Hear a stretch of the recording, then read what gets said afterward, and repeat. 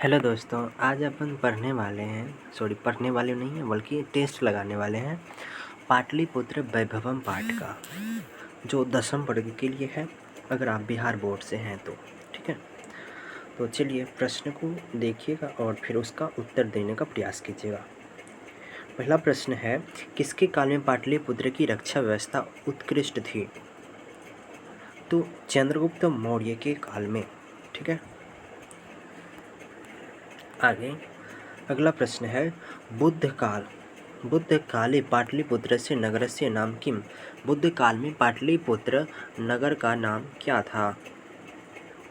बुद्ध काल में? तो आपका जवाब होगा कि सर पाटलिग्राम था। क्या था? पाटलिग्राम। अगला प्रश्न है, पटना में गंगा नदी पर कौन सा सेतु है? पटना में गंगा नदी पर कौन सा सेतु है? तो बोलोगे गांधी सेतु। कौन सा सेतु? तो गांधी सेतु। अगला प्रश्न देखिए, अगला प्रश्न है, नगरस्य पालिका देवी का अस्ति? नगर की पालिका देवी कौन है? नगर की पालिका देवी कौन है? तो पट्टन देवी। क्या है? पट्टन देवी। पट्टन देवी यानी कि क और ग दोनों में एक ही नाम है, तो पट्टन देवी होगा इसका आंसर। अगला प्रश्न है कि कुटनिम काव्य का रचनाकार कौन है? तो कुटनिम काव्य का रचनाकार कौन है? तो आपको पता होगा, दामोदर गुप्त। कौन है? दामोदर गुप्त। अगला प्रश्न आपके समक्ष है, कस्य महापुरुषस्य, किस महापुरुष का जन्म स्थान पाटलिपुत्र में अस्ति मतलब है, यानी किस महापुरुष का जन्म स्थान पाटलिपुत्र में है?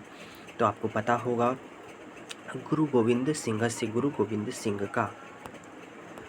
अब अगर आपको इसका PDF चाहिए तो आप इससे संपर्क कर सकते हैं, इस नंबर पे व्हाट्सएप कर सकते हैं। अब अगले प्रश्न की तरफ चलते हैं। अगला प्रश्न है, सिखों के 10वें गुरु कौन थे? सिखों के 10 गुरु हुए, 10वें गुरु यानी कि 10वां नंबर का गुरु कौन है? तो आप बताओगे, जो 10वां गुरु थे वो थे गुरु गोविंद सिंह। सिखों के 10वें गुरु कौन थे? गुरु गोविंद सिंह। अगला प्रश्न है, पाटलिपुत्र किस प्रांत की राजधानी थी? प्रांत मतलब होता है राज्य। पाटलिपुत्र किस राज्य की राजधानी थी? तो बोलोगे बिहार। और बिहार की राजधानी अभी क्या है? पटना है। उसी का नाम पहले पाटलिपुत्र था।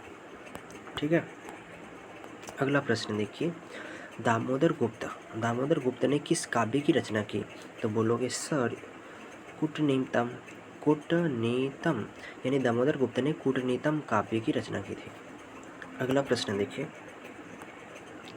अगला प्रश्न है, काव्य मीमांसा नामक ग्रंथ कौन लिखा था? काव्य मीमांसा नामक ग्रंथ कौन लिखा था? तो आप बोलोगे सर राजशेखर लिखा था।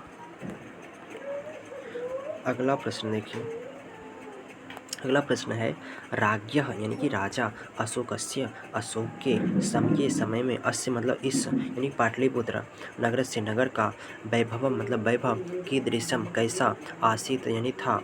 राजा अशोक के समय में पाटलिपुत्र नगर का वैभव कैसा था? तो आप बोलोगे समृद्ध था।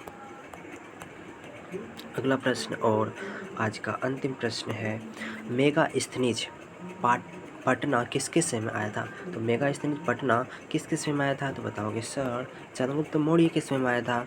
चंद्रगुप्त मौर्य के समय में मेगास्थनीज पटना आया था। तो शुक्रिया दोस्तों।